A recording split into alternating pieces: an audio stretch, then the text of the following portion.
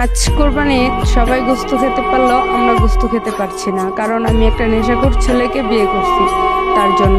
আর নেশাখোর ছেলেকে বিয়ে করছি দেখে আমি আমার বাবা মার কাছ থেকে, মানে আমার বাবা মা আমাকে বাড়ি থেকে বের করে দিয়েছে। আর যদি আমি নেশাখোর ছেলেটাকে বিয়ে না করতাম তাহলে হয়তো আজকে আমিও বাড়িতে থাকতাম, আমারও ঈদ সুন্দর হতো। আজ কোরবানিদের দিন, সবাই কোরবানির গোস্ত খাইলেও কিন্তু গোস্ত খাইতে পারে না এই অসহায় মানুষগুলো। দেখতে পাচ্ছেন, শুধু একমাত্র একটা নেশাখোর ছেলেকে বিয়ে করার অপরাধে তার ফ্যামিলি তাকে মানতেছে না। একটা ভালো ফ্যামিলির মেয়ে এই মেয়েটা, দেখতে পাচ্ছেন আপনারা, সন্তান নিয়ে বসে আছে, তার স্বামী কাজে গেছে, কিন্তু এদের কপালে কোরবানির গোস্ত জুটলো না। জানবো এই বোনটার মুখ থেকে আজকে সে এখানে অসহায় মতন বসে আছে। আপনি এখানে অসহায় মতন বসে আছেন, ঈদের দিন কোরবানির গোস্ত আপনারা খেতে পারলেন না, কারণ কি বোন? কারণ আমি নেশাখোর ছেলেকে বিয়ে করছি। আপনি এটা অপরাধ? জি।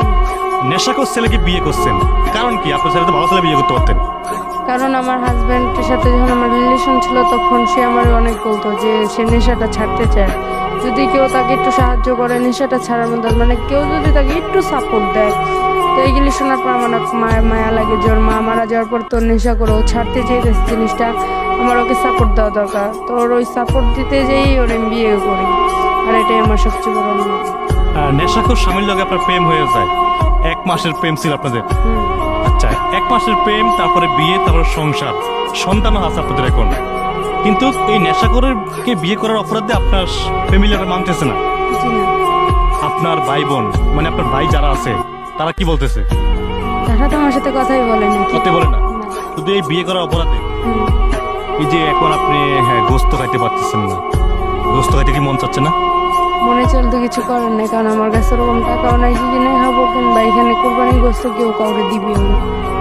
মানে নিজেকে নিজে অনেক ঘৃণা লাগে নিজের কাছে এখন আপনার, যে আজকে একটা ভালো ফ্যামিলি থেকে এসে রাস্তা থাকতে হয়।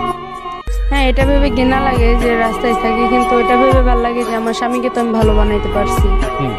এটা ভেবে অনেক ভালো লাগে যে আমার স্বামী তো আমার পাশে আছে। স্বামী আপনার পাশে আছে, আপনি বুঝতে পারলেন? একটা নেশাখোর ছেলেকে বিয়ে করে ভালো করছেন এই নারী, তবে এখন সে থাকতেছে রাস্তায়। তার ফ্যামিলিটা কিন্তু ভালো ফ্যামিলি, উনি কিন্তু আপনার ভালো একটা ফ্যামিলির মেয়ে, এবং ওনার রাস্তায় থাকার কথা ছিল না। প্রেমের জ্বালায় উনি আটকে গেছিল, 1 মাস প্রেম করছে, তারপরে বিয়ে করছে, তারপরে আজকে উনি রাস্তায়। কিন্তু ওনার একটা ভাই থাকে প্রবাসে, আরো 3টা ভাই থাকে দেশে। উনি 4 ভাইয়ের এক বোন আজকে থাকবে হলো ভাইদের মাথার উপরে, কিন্তু সেই বোন থাকে রাস্তায় কমলাপুর স্টেশনে। শুনে অবাক হইলো, এটাও বাস্তব। কারণ দেখতে পাচ্ছেন যে এই বোনের স্বামী সন্তান নিয়ে আজকে বোন রাস্তায়। স্বামী সন্তানকে ভালো, যদিও স্বামী আপনার ভালো এখন হয়েছে, এই সন্তান বড় হলে তাকে কি বানাবেন? হ্যাঁ, এটা নিয়ে ভয় পাই অনেক, যে আমি আমার স্বামীকে ভালো করার জন্য কমলাপুরে আসছি, যে আমার বাচ্চাটা তো এখন বড় হইতেছে আস্তে আস্তে, আমি স্বামীকে ভালো বানানোর জন্য কমলাপুরে আসছি, তা এটা ভেবে অনেক ভয় লাগে যে যদি আমার ছেলেটাই নেশাখোর হয়ে যায়। সেটাই তো, কমলাপুর যারা নেশা করে কিন্তু তারা ভালো হয় না, এবং নেশা করে সন্তানও নেশাখোর হয়ে যায়। না, এরকমটা না যে নেশাখোরের সন্তানও নেশাখোর হবে, না তা না।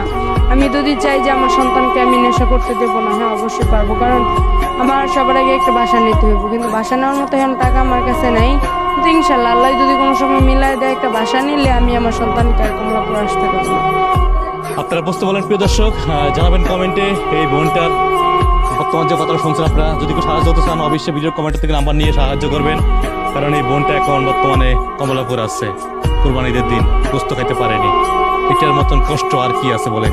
জানাবেন অবশ্যই কমেন্টে। ধন্যবাদ সবাইকে, আল্লাহ হাফেজ।